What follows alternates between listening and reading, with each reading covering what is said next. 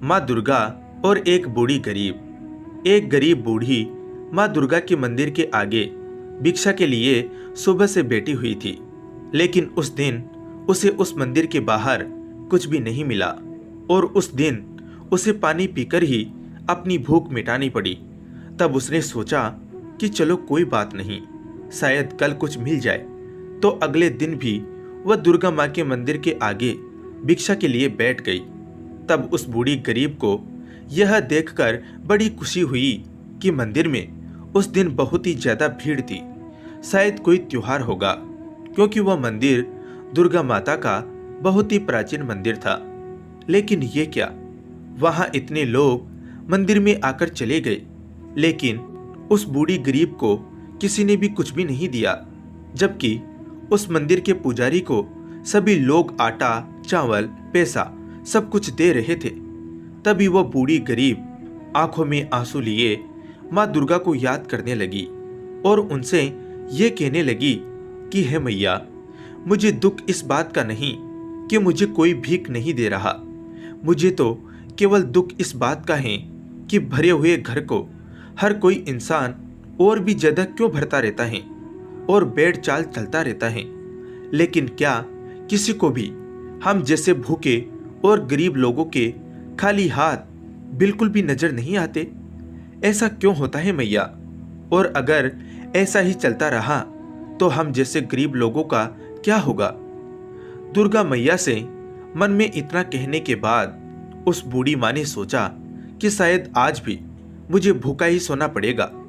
इतने में ही न जाने कहां से एक सुंदर सी कन्या उस दुर्गा माँ के मंदिर की सीढ़ियां चढ़ने लगी और जैसे मौसम ही बदल गया हो, और जैसे ही वह सुंदर सी कन्या उस पंडित के पास पहुंची तो उस समय वहां उस गांव का एक बहुत ही धनवान व्यक्ति खड़ा हुआ था।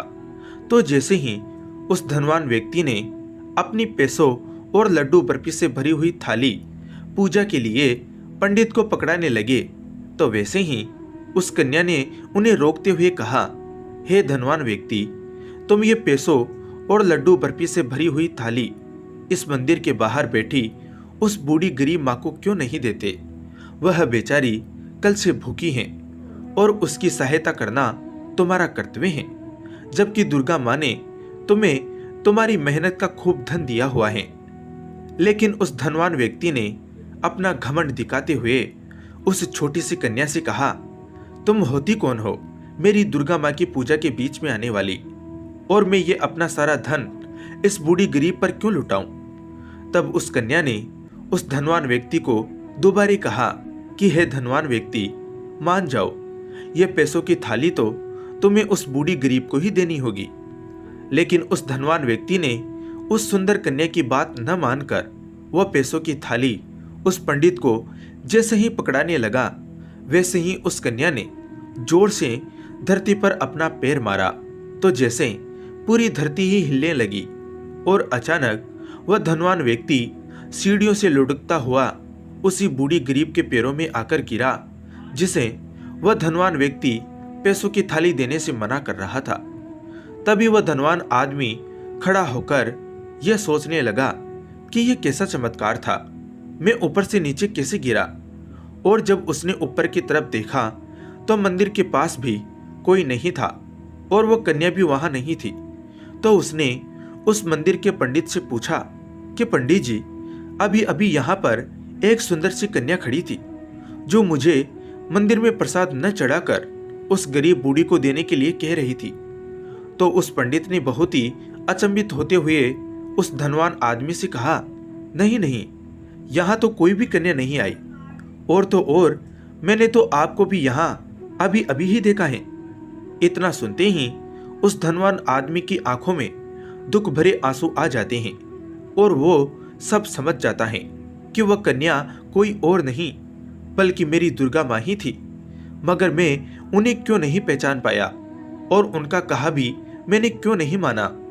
तभी वह धनवान आदमी दुर्गा माँ की मूर्ति के आगे रोता हुआ हाथ जोड़कर ये कह रहा था कि मुझे माफ कर दो मैया, मैं आपका इशारा समझ नहीं पाया, लेकिन अब मैं आपके दर्शन से धन्य हो गया मैया, और ये सब धन दौलत तो आपकी ही वजह से है, और अब से मैं इस धन दौलत को गरीबों की सहायता के लिए भी खर्च किया करूंगा।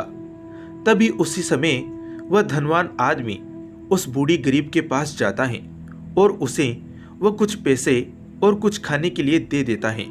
तो वह बूढ़ी गरीब उसे खूब आशीर्वाद देती हैं और कहती हैं, तुम हमेशा धनवान रहो और माता रानी तुम्हारी और तुम्हारे परिवार की हमेशा रक्षा करे। ऐसे आशीर्वाद से उस धनवान आदमी को बहुत ही खुशी मिली और तभी से उस आदमी को कोई भी गरीब मिलता था तो वो उसकी सहायता जरूर करता था। तो दोस्तों, वह ईश्वर भी हमें यह कभी नहीं कहता कि मंदिर में आप दान दो, बल्कि आप किसी मंदिर की बजाय उन लोगों की ज्यादा सहायता करो जिन लोगों को सच में आपकी सहायता की जरूरत है। क्योंकि दोस्तों, ईश्वर ने तो हमें खाना पीना कपड़ा मकान सब दिया है, मगर क्या आपको कभी ये देखकर कभी भी अच्छा लगेगा कि जब आपके ही सामने कोई गरीब सिर्फ 2 रोटी के लिए ही आंसू बहा रहा हो? इसलिए दोस्तों, हमेशा हम सभी को गरीबों की सहायता करते रहनी चाहिए। जय माता दी। धन्यवाद।